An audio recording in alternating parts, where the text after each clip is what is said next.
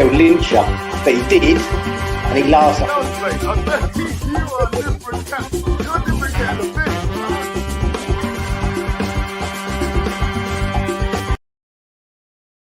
Yes, everybody, us on the West Ham Network. Hope you are all safe and well, my friends. If you're around here, give it a like, give it a comment, give it a share, and give it one of those bloody good subscribes if you're not already. Hope you're well. Happy Friday. Another week we've done.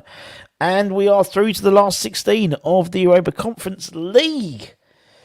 As we do always the next day after the night before, we present to you the my player ratings, which you can all slag off and all that type of stuff. We'll be doing that as in a bit as well. Hope you're all safe and well. Obviously, weekend we've got Man United, so we'll have all the content. We'll have the watch along probably. We'll have previews. We'll have starting 11s, all that type of stuff.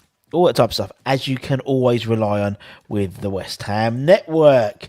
Toby's in the chat, as always. Just thought I'd give you some information, obviously, because we obviously progressed to the next round of the Conference League in terms of the final 16. But what does that actually mean in terms of dates and things like that? Dates for your diary. So, in terms of how everyone else's, the rest of the sort of the conference is looking, there's only really two teams have actually guaranteed the group winners position with a game spare. So us and Villarreal, which basically exemplifies, I think, what a good achievement it is. You know, we've done this with a game to go. If you look at the other groups, you've got Istanbul and Fiorentina. They both qualified, but they're fighting out for the top spots in the last match day. Obviously, we've got us. We've qualified as group winners, so we go through to the last 16. But in terms of the guys who are going through to the knockout playoffs, it could be Silkeborg or Anderlecht, based on basically it's a knockout game next week. Really, winner takes all for that. Really, so that'll be interesting. And good luck to Silkeborg. I want Silkeborg to get through, just because I do. Obviously, Group C, we've got Villarreal. They're through as group winners, but in terms of the second playoff, you've got Lech Poznan or Hyperby Sheva. Either or can get through. Same with Group D, Nice and Partizan Belgrade. They've both qualified, but they'll be battling it out in the last game week to decide who's going to go through as group winner and who's going to go through in the knockout playoffs. Same with Group E, AZ Alkmaar and Dnipro 1. Group F. They've Druzgardens IF. They've qualified as group winners as well. So 3 out of the 8 have done it so far. And Molde and Ghent, they're battling out next week. Group G, potentially anyone's. There's 3 teams who could qualify. And in Group H, in reality, any of the group, possibility any of the group could still qualify. So it's a bit of an interesting group, that is. In terms of what that means, obviously, as you said, we are group winners. So we go through to the last 16. So we miss out the knockoffs, very similar to what we did last year in the Europa League, where we won the group. So we went into the knockout stages and then faced Sevilla in the final 16. We go to the final 16 again, and that draw is on the 24th of February 2023. We don't have to necessarily think about it until next year, which is lovely. We go as one of the group seeded teams. So basically, the ones who group as a group winners. So we won't face Villarreal. We won't face any of the group winners. In essence, we face one of the winners of the knockout stages, which involves basically the second team of that league in that group in the Conference League, with the third place from the Europa League, and I'll show you how that's panning out at the moment as well. So in terms of the legs, the Thursday the 9th and the 16th of March are the 2 legs for the final 16. In terms of the Europa League, people have spoken about, the teams that have dropped from the Champions League into the Europa League, in terms of like Barcelona and stuff like that. In terms of the teams that have dropped out or who could potentially drop into the conference playoffs, we don't know. we don't know. There's no guarantees. In Group A in the Europa League, it could be Bodo, or it could be Zurich, it could be Dinamo Kiev or Larnaca, it could be Roma or Ludogorets, it could be Union Berlin or Braga, it could be Sheriff or Arminia Niskosia. Group F, it could be one of four teams. Group G, it could be one of two. In Group H, it could be one of three as well. So we don't really know. So we're none the wiser, really. Obviously, next week, after next week's games, we'll know exactly who's going in. But I just wanted to give you guys a bit of a heads up as we stand at the moment. So there we go. A little bit of an update for anyone who's vaguely interested. All we have to do is not really worry until February the 24th, really. Still think it's wrong, drop teams if they mess up in all competitions. Well, I suppose it is, but it is what it is, isn't it? I mean, last season, potentially Roma won the Europa League, and actually they could quite conceivably drop back into the conference. Sorry, they won the conference to qualify for the Europa League. They could conceivably drop back into the conference, really, if games don't go their way. Freema's in, Matt's in, Pete's in, Ludders is in, Lee's in, Trini's in, Russell always took you. Do you know, I mean, fair, that's why. I mean, the reason why I want Silkeborg over Anderlecht, firstly, just all that trouble that the Anderlecht fans caused at Argaff. Secondly, the Silkeborg fans, the Silkeborg club, when we were over there, they were handing out, like, cans of Carling for the players, for the fans who were collecting the tickets for the Silkeborg Stadium. They were really good fans. They had a bunch yesterday. Clearly no one, as I said on Twitter, no one gave them note about they were playing in the away strip, because they were all in red, and there was no trouble, and fair play. And I like the fact that the manager looks like someone who's just come in on a pub team. That's what I like about him. The fact was, Martin was asking this bloke about about all the players in terms of the pronunciations. Turns out he was talking to the manager. He had no idea. It was just like some random bloke. English Yardy, hope you're well. Everyone's talking to each other. James is in. Scott's in. Indeed, Big Bad Russie B. You better DJ Russie. Indeed, Andy, hope you're well. Great the way the players went. Yeah, and also, fair play, because actually, not only did they go over and do the clap, they jumped over the barriers and they walked along the front row, and I thought that was really nice. So, good luck, Silkeborg. Good luck, Silkeborg against Anderlecht. I hope they do them. I really do. Darren, good evening to you. Hope you're well. Pardon me. Nielsen, as the gaffer, used to play for Villa. And also they had Hellenius up front as well, didn't they? Afternoon McClaresy, hope you will. As I said, as well as tonight, as well as the usual stuff, we've got Holly's show tomorrow, probably. Tweet all about it. She had a fan cam after the game. Go and check it out. Very good, concise review of the game as always. We should have Irish Tommy on tonight. The late show as well. So loads of stuff as per usual. Lee's in the chat as well. Obviously, check out yesterday afternoon. Myself did the Matchday sort of late lunch live from the stadium.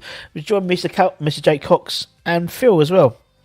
So it was quite nice. So you can a few extra names, and Mama Cox, who I believe has not washed her cheek because I gave her a kiss, and she never will.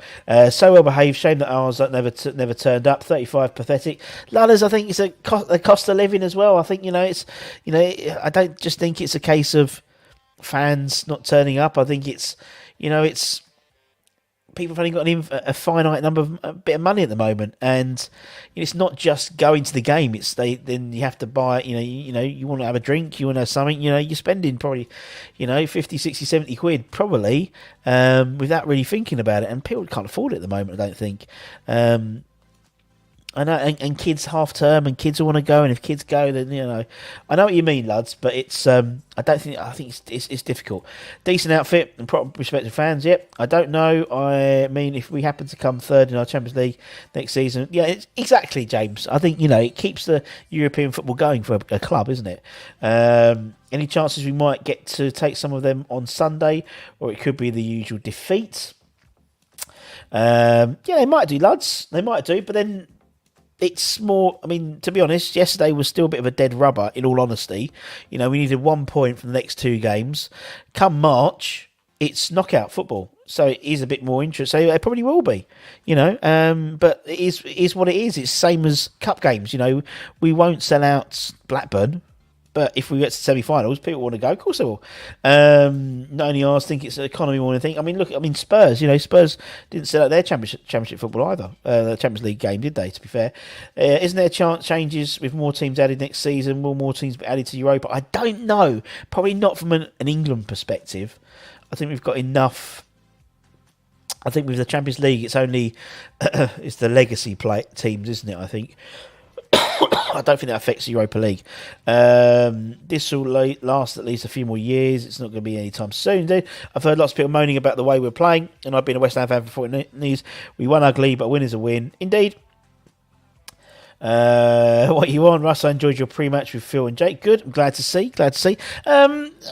What I thought I'd do as well as give you my match ratings, is what we do after each game, but also give you sort of my positives and negatives. Because coming out of the game, as Simon's alluded to, there's been a lot of negativity on Twitter.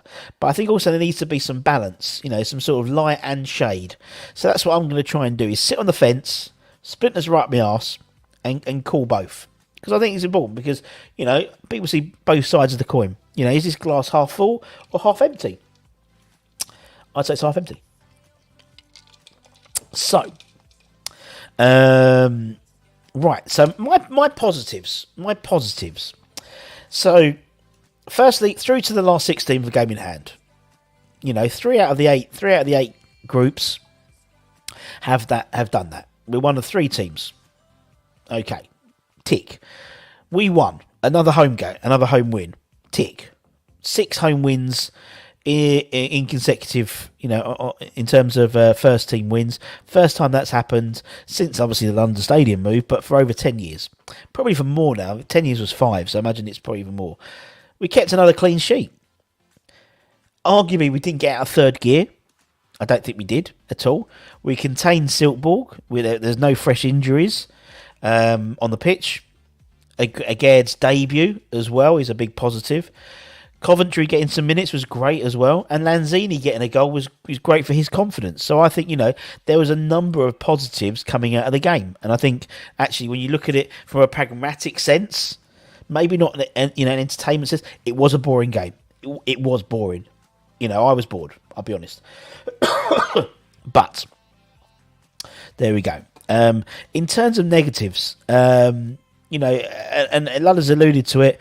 Bowen apparently might have an ankle injury, and so that could be a negative.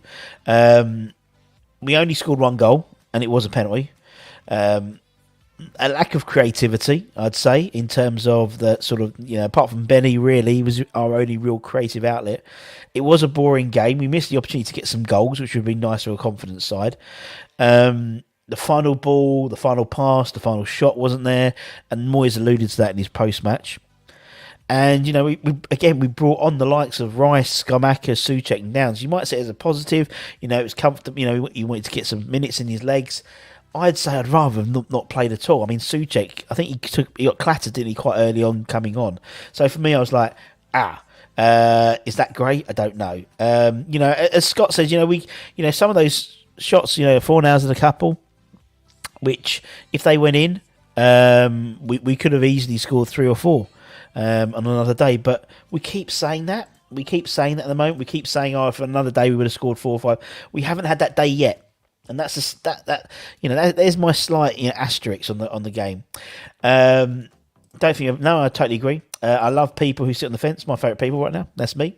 Yes, I did. And I think he's right. Don't forget 9 changes last night. Indeed, different manager with rubbish reply in the team. You totally agree. Negatives: when you score 1 goal, lack of yep. Agreed. Totally agree. Look, class. Totally agree. Wasn't there talks about some teams like Man United getting? There is. In terms of legacy, based on their coefficient scores and their previous things, and that's sort of has literally been agreed, and it's people gone. No one sort of picked up on that. Negative. Antone was very poor. Yeah, fair enough. Can't see VAR helping us on Sunday as they will be homies. Now he comes in. Kira goes to right back. Dawson in and defensive problem. I hope we were deliberately playing in third gear. I hope we weren't stuck in gear, to be honest, Trini. Totally agree. If Skamaka started, would have scored. Maybe. But good on him. And also, I think it was. And actually, another positive was for Downs, him not starting, because that to me shows he's very much part of the first of the Premier League squad rather than necessarily the Europa League squad. I thought Coventry did well. Anyway, so what we'll do is we'll give our ratings, and in the chat you can give me your ratings as well. And usually we disagree. That's what usually happens. So that was. So I thought I'd just give in my views, my take on that, because there's been some strange stuff on Twitter about that. It was boring, though. I'll give you it. It was boring. It was a boring game. But, Ludders, I haven't seen anything from you to say... Did you see the crosses? The crosses were in? Back in the light show? Albeit the fireworks? Did you appreciate that? I hope you did. They did nothing to us, but they've spanked other teams. Yep, totally agree. Obviously, people can make their minds up. I'm not saying, but... when it gets to a place where, as a fan, want our own team to... I'm not having it. No, I totally agree. Have you heard anything about them? No, not yet. Apparently, we are looking at doing some... some off-season friendlies as well. But also... Is there a thing on there? Have I spat on there? Sorry. Yes, yeah, but also... it's a great opportunity for people, if they want to see some live football, go and see the West Ham women. Go and see the West Ham women. We're going to be doing some West Ham women stuff during the World Cup as well, because I think it's a great opportunity to get, to showcase the West Ham women's side. They're playing really well. Right, my thoughts on Areola. So obviously he's one of 4 players who started in all the group games, which is great. Another clean sheet. Indeed, he only kept one before, so 2 clean sheets, which is great for him. Looked pretty safe most of the time. One good save, one good long shot. To be honest, he kept his clean sheet. He earned his clean sheet, really, in all honesty. Phil Habiel, he's gone for 7. Didn't do too much. 7. I believe it's to help the six. It is totally 8, 7, 7, 7. Good Ludders. 8, 7, 8. 7. Russie B has gone for a 7 as well. I don't know, Simon, to be honest. I imagine some under-23s amongst the Premier League under-23s will be going to the World Cup if they're a small enough nation. Had nothing to do, but when he did, he kept them out. Yeah, I thought it was a competent performance from Mr. Areola. Let's talk about, obviously we played a back 5, so we'll start with the wing back. Start with Vladimir Soufal. Came back into the starting lineup. Obviously made a late cameo on Monday. That saw him win the penalty, which was then scored by Said Benrahma last week. I thought he attacked quite well. Made himself, he had so much space on the right hand side, and we didn't see it. We didn't exploit the fact he was in so much space all the time. Crossings, again, I think across the board, our crossing was quite poor yet, and it has been poor for a while, but yesterday was very poor, I thought. Quieter in the second half. Same as most of the West Ham side, in all honesty. I thought it was an okay game, nothing out of the ordinary, nothing great. We've got 6, 7... Skamaka in the under-23s down. Indeed, Skamaka will not be going to the World Cup, will he, of Italy? Lights attitude, time to calm down. 8, 6, 6, 6, 6, 7, 6, 7. That was for Areola, I think. 6, 7, no mistakes. Russie B gave him a 6. Standard game, really. Didn't really have much to do, to be fair. And they kept a clean sheet, which is always a good one. Let's talk about Benny Boy Johnson. Obviously, we were playing a back 3 yesterday. He came in as the right side, one of 2 players who played on Monday, the Bournemouth game, which I think is a really important thing to sort of highlight. The fact is he played, there was only 2 players who played on Monday, who then played, who started on Monday, who then played, you know what I mean. Sorry, cough, cough. Obviously, him and Ben Ryan were the two players.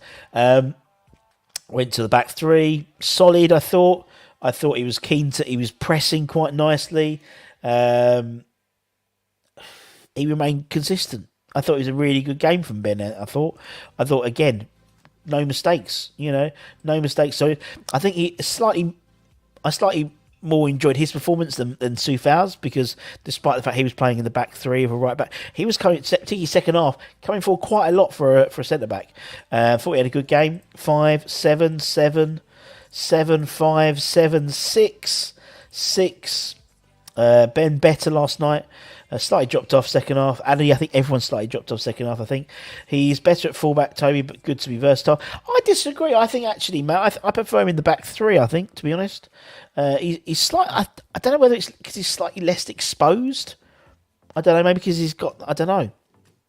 I think he's not sure what position he's in. That's exactly it for him. And for me, he needs to find out what his position is for his professional career and for his league career. And also his international career as well. Under 21s are stopped. Under 20s. Oh, good to know. Thank you. Love this kid. Gaining so much valuable experience. 8. Russie B gave him a 7. I gave him a 7.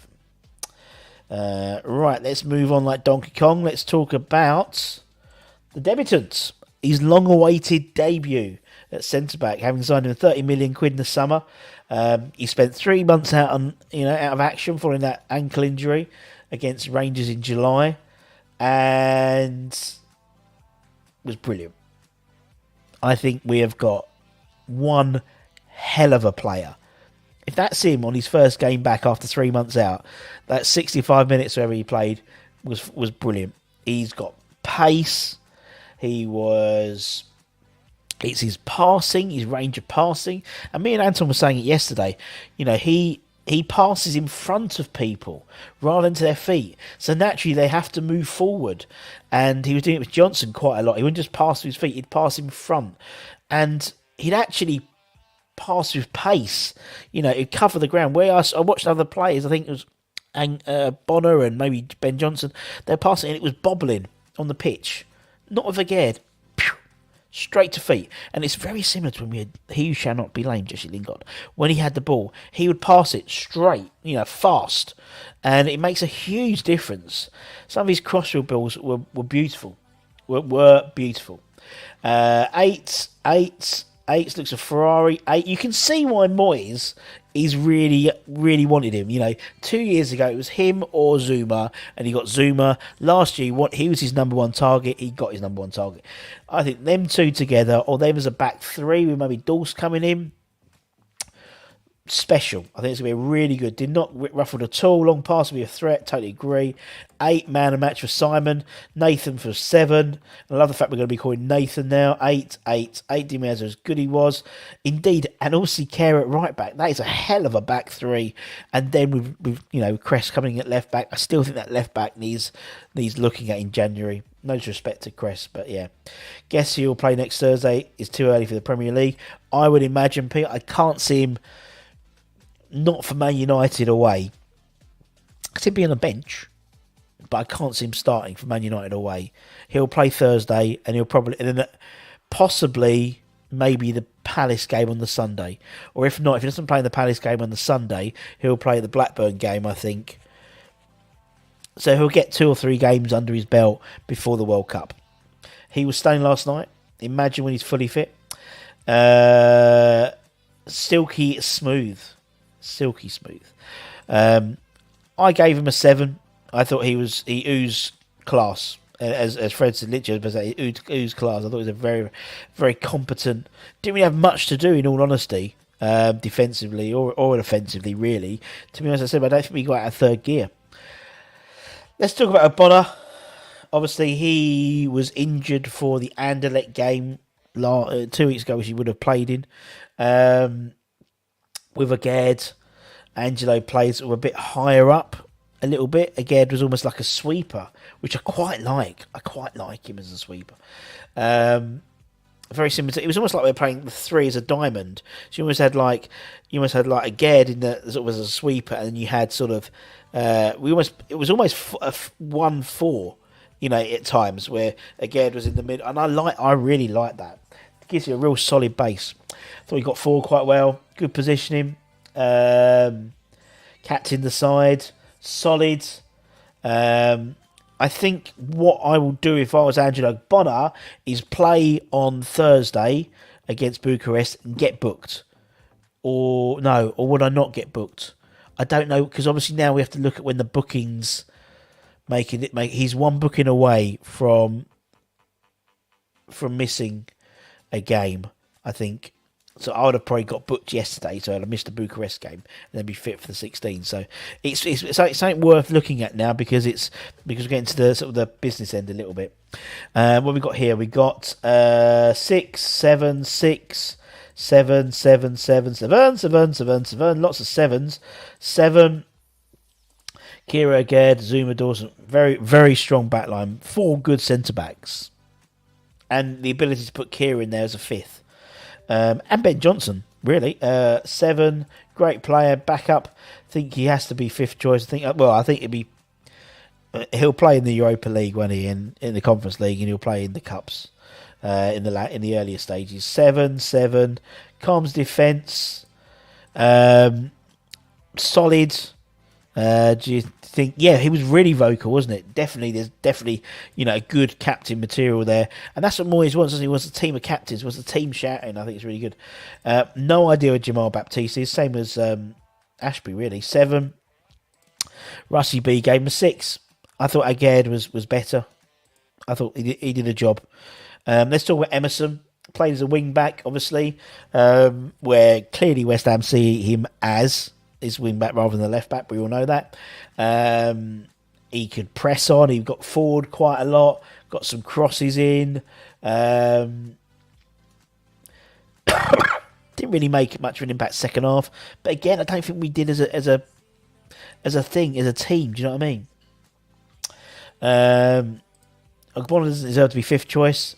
Just shows how improved we are nowadays at the back. Totally agree. Dawson has to play the huge straight corners. I think that's what we miss. I think that's why we miss in terms of, we were talking about the corners yesterday, having target men like Dawson. And again, I mean, he almost scored on a volley, didn't he, towards the end, in the first half rather. A great influence on the youngsters. All very vocal indeed. Emerson 7, 7, 7, 6, 7, 6, 7. Laken Palmer 6, 7. Tidy performance 7, 6, 7. Except he's good. I gave him a 6. I gave him a 6. I thought he did okay. Just the final ball. Just the final ball for me. Let's talk about Lanzini. Obviously, got his second goal of the season after he won. Let's be honest, a soft penalty. In a VAR world, we probably... Well, I suppose to the letter of the law, that was a penalty. I mean, him and Coventry in the middle, pretty much ran the midfield in possession. He looked a little bit like his old self, some nice passing. I mean, obviously, he's not getting anywhere near the Premier League squad at the moment. I thought he played a good game. I thought he played all right. I thought he played okay. A few more scores. 7, 7, 6, 6. Rich, hope you're well, my friend. Nice to see you. Nice to see you yesterday. I know. I can't clear my throat. I do apologise. 7, 7. Best game of the year. Still gets out muscled. Looking good with Benny. 7. Thought he had a great game. Boston midfield. 6, 6, 7. Pulled the strings well. Never under pressure. Took the penalty well. Yeah, good penalty. Great shout. 7, 7. Russie B gave Lanzini a 7 as well. Russ not taking care of his cold. 5. It's developed. It's developed into a cough now. It's developed into a cough. Thanks for your concern, though. Let's talk about Connor Coventry. Oh, I've realised I've just given this score. Oh, well. What an idiot. Connor Coventry. Well, there we go. I've given him a 7. He was my man of the match yesterday. It was the second start in all competitions for Connor. He played against Silkeborg away. And I thought he looked really good in the centre of the park. 1 tackles, played it simple. As the game went on, continued to play well. We know he's down the pecking order in that midfield. He's sort of fourth, fifth choice in that CDM in that sort of midfield too. But you could see when he came off, Moyes was really happy. Everyone gave him some really nice, Kevin Nolan gave him a nice hug. He's got incredibly hairy legs. Please try and find him warming up. He has the hairiest legs I've seen. Mental. 7-7. You know what I've given him anyway. 7-7-7s. Didn't look out of place. He gets more game time. I think because you've got Souček, Rice, and Downs in front of him, mate. In all honesty, 7-7-7-7. Noble of the future. I think. I don't. How old is he? He's got to be 22. I reckon Connor Coventry. 22. So he's 22 and Downs is 23. So yeah, he's in it. Flynn Downs is 23, isn't it? He's like a week younger than Declan Rice. Yeah. So it ain't happening for him. Man of match, given away his rating 5 indeed. Thought showed leadership. We'd love to see Rice, Downs and Coventry at that point. That was going to happen. Not man's game, definitely not. Good to see him coming on. It totally was. So we know what we did, Connor Coventry. Right, okay, there we go. 7, man of the match for me. I thought we did very well. Let's talk about Pablo Fornals. They play sort of a weird sort of like fluid, sort of this weird sort of front line, really.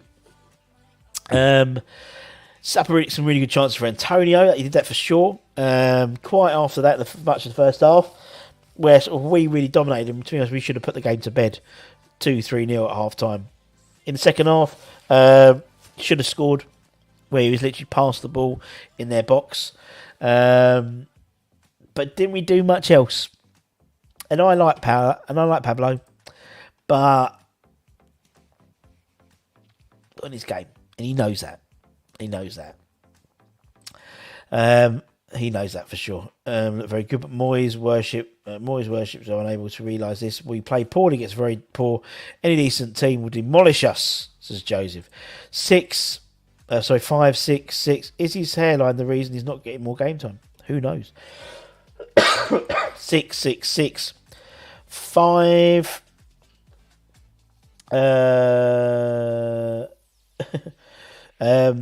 We've got 5, 5, 6, 5, 6, 6, 6, 7.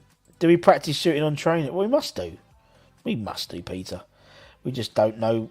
We just don't. I mean, people go, Moyes out. It's not his fault that Pablo Fornals couldn't score straight. It's a weird one. It's a weird one. Victim of Moyes' tampering. He no longer has the strongest position. I agree, actually, yeah. All over the place. Should play left back on the bench. All 6, 5. Our tapping options are amazing. West Ham is a bit like watching England. It's frustrating. Southgate and twins separated at birth. Rusty B actually gave him. I gave him a 5. And I love Pablo. But, if you don't play well, you don't play well.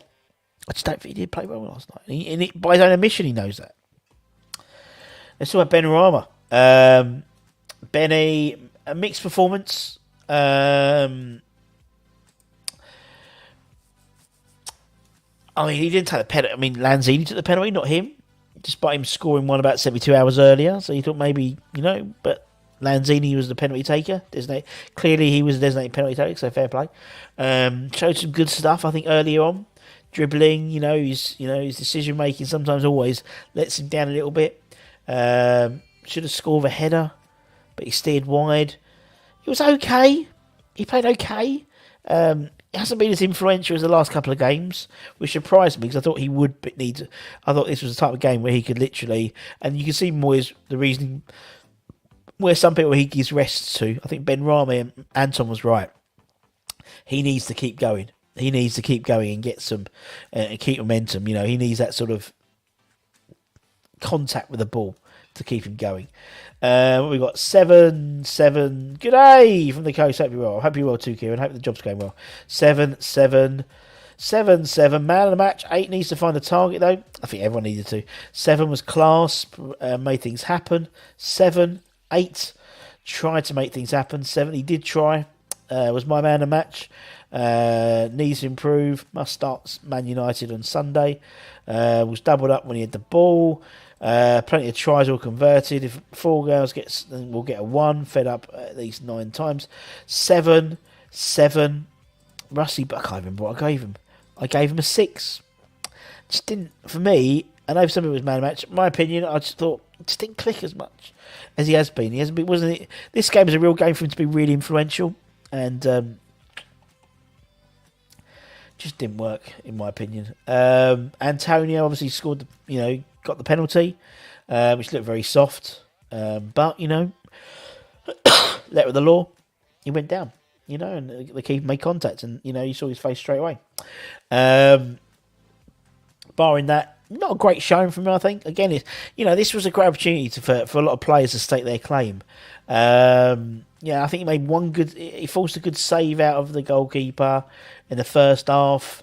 He ruined one attack by turning his back as he was waiting, as Ben Ryan was about to pass through him, which he does all the bloody time. I thought, Ludders can't believe that Silkeborg scored 10 last. They didn't like scoring. They looked very poor. It looked a bit awestruck, in all honesty. Are you drunk, mate? Way better than 6. My opinion, Callum. He frustrated me yesterday. The last couple of games, he hasn't frustrated me. Things have been going his way. But you thought he could literally have run that game last night. He could have run it, and he didn't. I agree. He's turning into. His decision making sometimes just frustrates me. In the same way that there's, I'm guaranteed that other players, Callum, for example, that irritate you. He just irritates me sometimes. Seems to have gone backwards. I agree. I totally agree. Benny was already. Yeah, he was. Was poor last night. Was poor. Antonio 4. 5, 6, 7 fell over from inward contact. Disappointing 7. It just shows me, I think, when you have someone like Antonio, if you score better than... Well, sorry, you'd have to worry about that. I don't. With Antonio, it's. I think now we see what we've got in terms of Skamaka. We see, actually, Antonio is pretty poor, I'll be honest. He's a battering ram. Was very poor. Continued service and totally lost the plot, maybe a 4.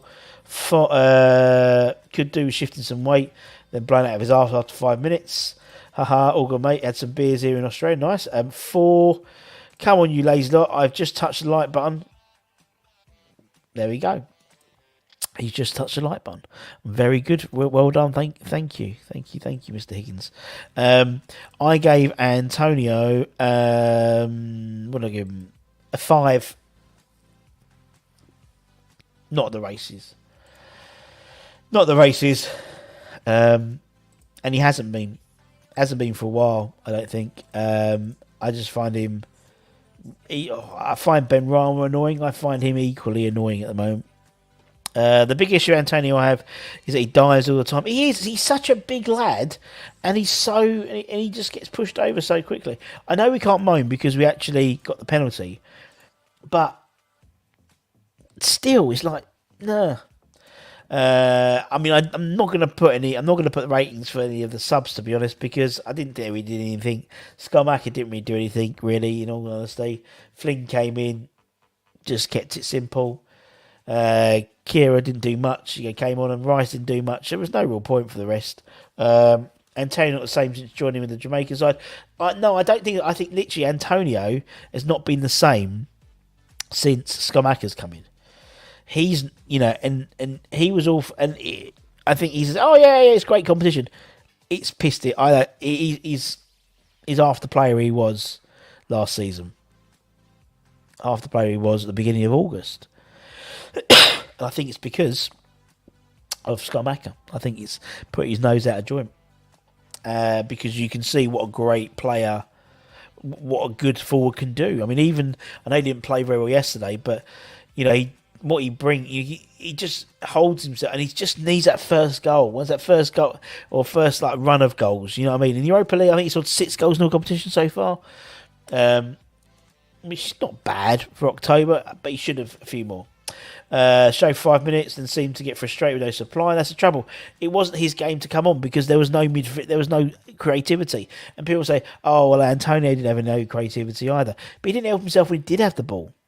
And Tanner should be the one knocking others down. Totally agree, PK. I remember that, was it the Wolves game where he sort of literally was like battering them off? That's when we need him. What do you think is an adequate score? I always thought 7, but is it a 5? 6 is, I think 6 is average.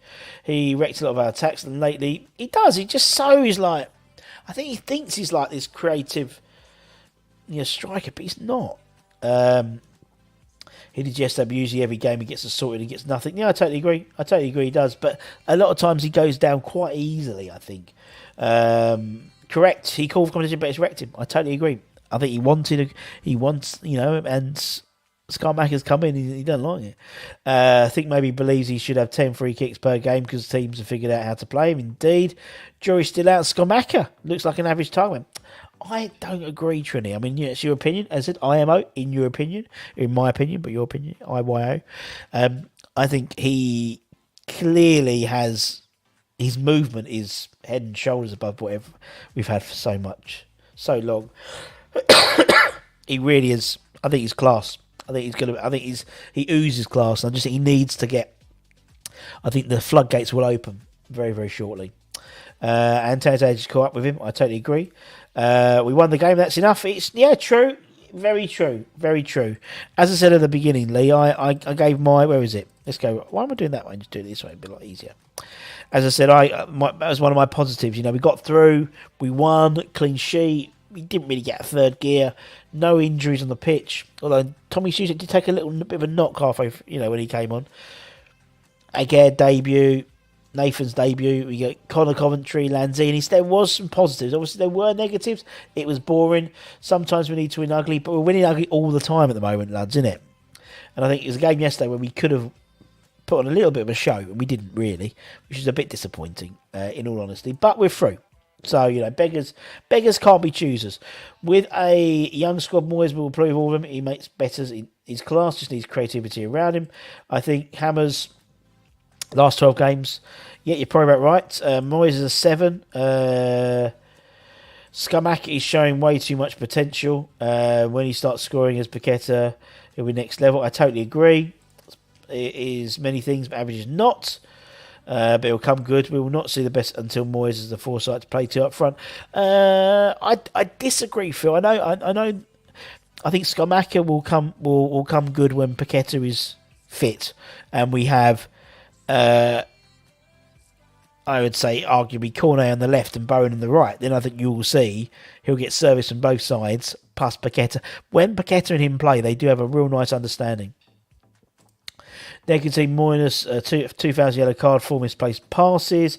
If Scammy plays versus he needs to bully this, yep, totally. I think that's the general thing for everyone, isn't it? Is to go for Martinez. Winning when you're playing poorly is what big teams do. I'm loving this. Me too. I mean, yeah, you can't criticise the fact we won. Can't criticise the fact we won 6 in a row.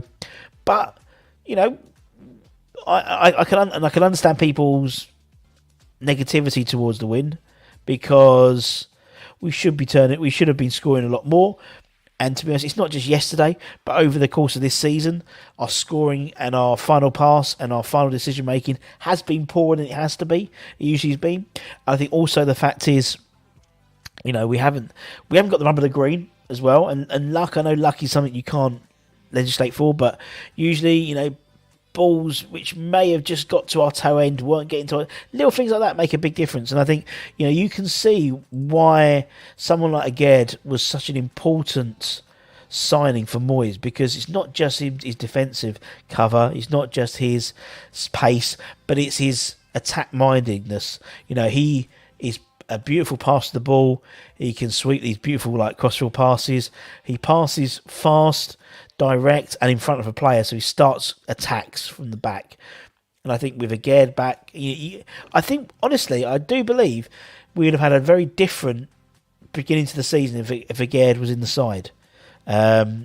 Because I just think you can see why he's so important to Moyes. So if we played 2 up front, I'd say just that would be no different. Totally agree. Schumacher plays best football. He did, but also he played his best football when he had played with someone like a Raspadori. And I think Paqueta can play that Raspadori role. Paqueta can also play as a false 9 as well, so they could interchange. they can interchange. And actually, I think when Skamaka he likes to drop off as well. So it's needs must. Any idea when we last won 5? No, I don't. I think I can have a look. 1998, as you said, so we'll have a look. Can you train to be ruthless? The lack of goals is worrying. I agree. And we constantly say it like a broken record. This team will click and some team will get a battering. But we've been saying that for over a year now, and it hasn't happened. So something needs to happen, doesn't it? It's a shame we will not win the conference despite having good. There we go, being favourites, says Joseph. Joseph Starling, I think you're a bit busy. Not, in terms of Russia at the time, but I think we've got a good chance. I think at the moment Villarreal are the team which are the ones to beat as well. In all honesty, let's see what happens with the next 2 home games against Palace. Should be able to rest players midweek in Europe and League Cup. Indeed, so we've got 3 Premier League games left for the World Cup: Man United, Palace, Leicester. Plus we've got Blackburn. So is that 4 games left, or 5 games in terms of Stenar Bucharest? The Bucharest game is will be a training game in my opinion. I think Blackburn. So we've got four tough games left. If we get 6 points, things will look better. Not fantastic, but better. Totally agree. Villarreal without Emery, great shout. It's a great shout. Right, guys, I'm going to have to go, unfortunately. Depends who drops out. As I said, we've seen who's dropped out. Currently, it depends. These are the dropouts so far. We don't know. It's 8 out of 1, 2, 3, 4, 5, 6, 7, 8, 9, 10, 11, 12, 13, 14, 15, 17, 18, 19, about 19. So it's very, very difficult. So yes, so it could be Zurich, and obviously we won't be playing these guys until they have their playoff double headers with the second place teams from the conference. And again, that isn't much of a. We don't necessarily know who that is as well. It's quite tricky. It's only us, Villarreal and Drew's Gardens, who have qualified as group winners. Everything else is a bit up in the air. I mean, Group H, any one of them can win the group. Any one of them could finish second based on how teams do. So, no, we didn't out in the subs. I didn't bother Michael because I don't think any of them really gave much. Came on, did a job, in all honesty. As I said, make sure you check out tonight. We'll have Hammer's headlines, looking at the David Boyce press conference in preparation for the Man United game. And also we'll have Late Late Show with Irish Tommy. We'll have Tweet All About It with Holly. We'll have previews, reviews. Keep an eye out on the channel to pick your 11. I think at the moment the question is, who starts in goal against Man United? What's the formation? The rest is up to you at the moment, and that will come out this evening, so you can make your what's it called? Decisions. James Bond, 8.5. No, our points this game. I'll take it. I work in market research. I ran up to 9. Thank you very much, James. As I said, if you want to be, if you're new around here, give it a like, give it a comment, give it a share, give it a subscribe, all that good stuff. Maybe become a channel member. As at the end of each of our shows, we like to thank all of our channel members. So stay safe, stay warm, stay hydrated. Keep taking that, all that vitamin C. Plenty of colds and sniffles going around, as you can tell. And I'll see you guys about 5 o'clock-ish, 4 or 5 o'clock tonight for Hammer's Headlines. Ta-ra.